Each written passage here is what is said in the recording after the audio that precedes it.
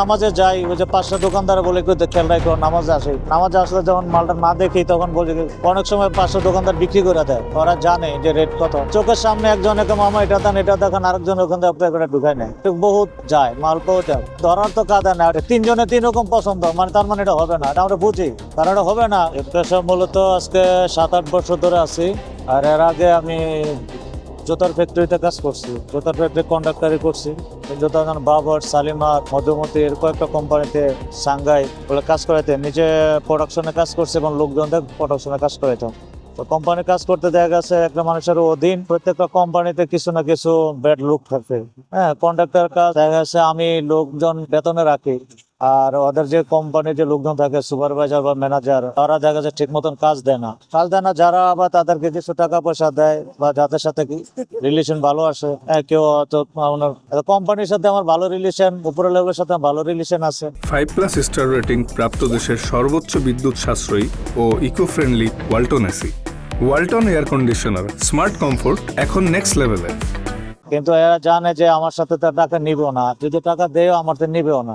তার কারণে দেখা গেছে আমার কাজ দেয় কম। তার কাজ কম দিলে আমি তো লোক রাখছি বেতনে, আমার কাজ কম দিলে দেখা গেছে মাস শেষে ঘাটতি। এরকম করে কয়েক বছর তারা কাজ করছি। তার কাজটা ছেড়ে দিচ্ছে মূলত ওই কারণে, কোম্পানির যে লোকজনের সাথে বোঝা করা ভালো হয় না, আমার লস হয়। ব্যবসাটা ভিন্ন এতটুকু, যেমন জন কোম্পানির আন্ডারে চাকরি করি বা কন্ট্রাক্টর যেটাই করি, তা একটা মানে বাধা থাকে, একটা কোনো মানে স্বাধীনভাবে কোথাও যাইতে পারি না, বাড়িতে গেলেও মানে বেড়াইতে পারি না, আসতে ফোনের উপর ফোন আসে। আর ব্যবসাটা যদিও টাকা পয়সা ইনকাম বেশ কম যাই হোক আলহামদুলিল্লাহ, কিন্তু নিজের স্বাধীন। হ্যাঁ, আর মূলত আমাদের মতন আমরা তো এরকম লেখাপড়া না যে আমরা মাস্টার্স কমপ্লিট করা বা ওরকম গ্রাজুয়েট হলে দেখা গেছে ভালো একটা জব করতে পারতাম। বিক্রির টেকনিকটা হলো এরকম, যদি কাস্টমার যদি ঠিক মতো না আসে, যত টেকনিক জানা থাকুক, তাহলে আল্লাহ পাক যদি ওইভাবে কাস্টমার না পাঠায়, আমার টেকনিকে কোনো কিছু হবে না। তারপরও কিছু কিছু ক্ষেত্রে মানে করতে করতে একটা অভিজ্ঞতা, যখন দীর্ঘদিন করতে করতে কিছু লোক আমার কাস্টমার পরিচিত হয়ে গেছে, জানি ওই লোকটা আমার কাস্টমার, জেনুইন পুরান কাস্টমার। আর নতুন কাস্টমার দেখলে তাদের মাল ধরা বা তাদের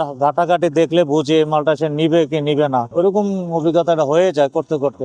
তাদের মুখে একটা এক্সপ্রেশন আছে এইরকম, বা একজন থাকলে তিনজন আসে, বেশিরভাগ যারা তিনজন আসে তাদেরকে মালটা নেওয়া হয় না, কারণ হয় দোষ সেটা পছন্দ করে, আর পরের পছন্দ বলে আমার যেটা পছন্দ এটা অন্যজন করে দিতে পারবে না। তিনজনে তিন রকম পছন্দ, মানে তার মানে এটা হবে না, এটা আমরা বুঝি, কারণ এটা হবে না, তিনজনের মনে এক হবে না। ভালোভাবে জিজ্ঞাসা করে, যারা জিজ্ঞাসা করে তখন তাকে ভালো দেখাই যে এটা ভালোটা ভালো দাম, আর যেটা একটু লো আছে এটাই প্রাইস। আর ওর যদি চয়েস হয় যে কম দাম নিতে, হয়তো কম দাম হলে তো ভালো প্রোডাক্ট হবে না, যদি একটু টাকা বাড়ায় দেন তাহলে ভালোটা সেটা একটু ভাড়া নিতে পারেন, এটা সবসময় বলে দেয়। আমার এরকম কখনো যে না আমি ইচ্ছা করে যে কম দামিটা দিয়ে আমি ভালো দাম রাখবো, ওই ধরনের আমার কোনো ইচ্ছা নাই বা কখনো করি না। কিছু কিছু ক্ষেত্রে বোঝা যায়, আবার অনেক সময় চেহারা দেখে সবকিছু বোঝাও যায় না। অনেক স্মার্ট লোক আসে, এমনও হয়ে গেছে অনেক, মানে দেখলে মনে হয়েছে যে হয়তো আমার দোকান অনেক মাল নিবে, স্মার্ট বা অনেক ঘাটাপ আছে, ওই দেখা গেছে ওই আমার মাল নেয় নাই।